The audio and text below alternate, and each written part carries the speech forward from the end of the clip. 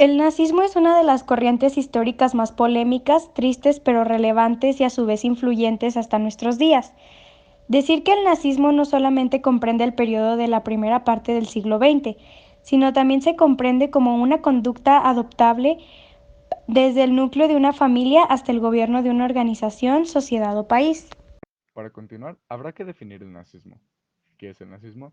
Bueno, se le puede identificar como doctrina política nacionalista, racista y totalitaria, que fue impulsada en Alemania por Adolf Hitler después de la Primera Guerra Mundial. Doctrina que a la posteriori se le vendrán generando los siguientes nombres. Si bien es cierto, el nazismo surge tras los ideales de un conjunto de personas determinado, a la postre efectuados, repercutiendo en la sociedad del Estado alemán, donde había influencia y origen. Es decir, los dirigentes de ese país que originó el nazismo, durante toda su vida cruzaron entre un camino espinoso de no libertad, de represión y violencia por parte de sus externos y cercanos, influyéndole a crear conciencia o mentalidad para exportar lo vivido y aprendido hacia su prójimo, provocando de esta forma el miedo y desorden en la psicología de las personas de aquellas regiones. Nombres como Albert Bormann, Werner von Blomberg, Guten Feder, Franz von Papen, Joachim von Ribbentrop, Otto Georg Steinrock, etc.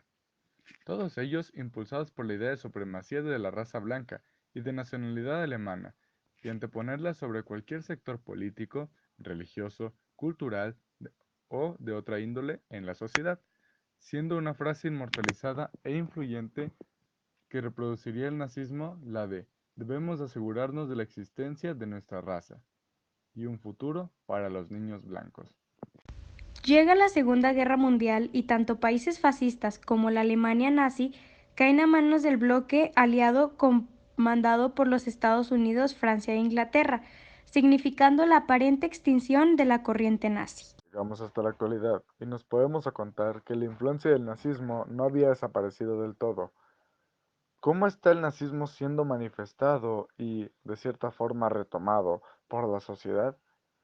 Bueno, ¿y cómo ha sido su desarrollo después de casi culminada la primera mitad del siglo XX y erradicada su existencia del nazismo, obviamente, de este planeta? Ya para la segunda parte del siglo XX, se tenía la percepción de que el nazismo se había terminado.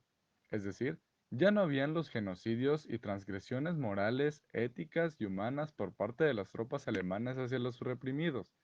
Se podría respirar un aire de relativa paz para países cercanos a Alemania, a los estados del bloque ideal y político opuesto.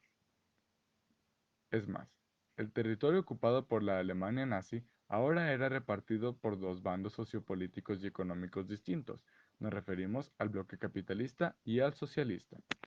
Con ello, Alemania y sus países aledaños se reconstruían progresivamente influenciados por las grandes potencias postguerra, como los Estados Unidos, Rusia, Francia, Inglaterra, entre otros.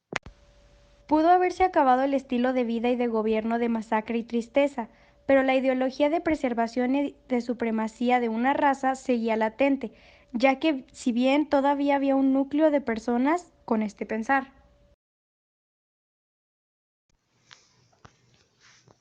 Han pasado las décadas y el nazismo se convirtió en el denominado neonazismo, el cual se encuentra en Alemania y ha influenciado a algunos otros países en Europa, manifestándose de manera más tangible durante protestas derivadas de hechos que perjudican a lo que defiende su pensar.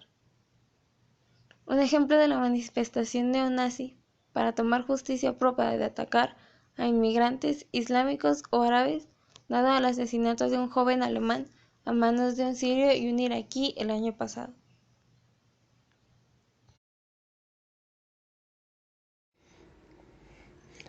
El neonazismo es una ideología que proviene de un suceso lamentable, pero no se puede intentar mitigar si esta misma no hace daño o violenta de gran forma al ser humano y a sus derechos.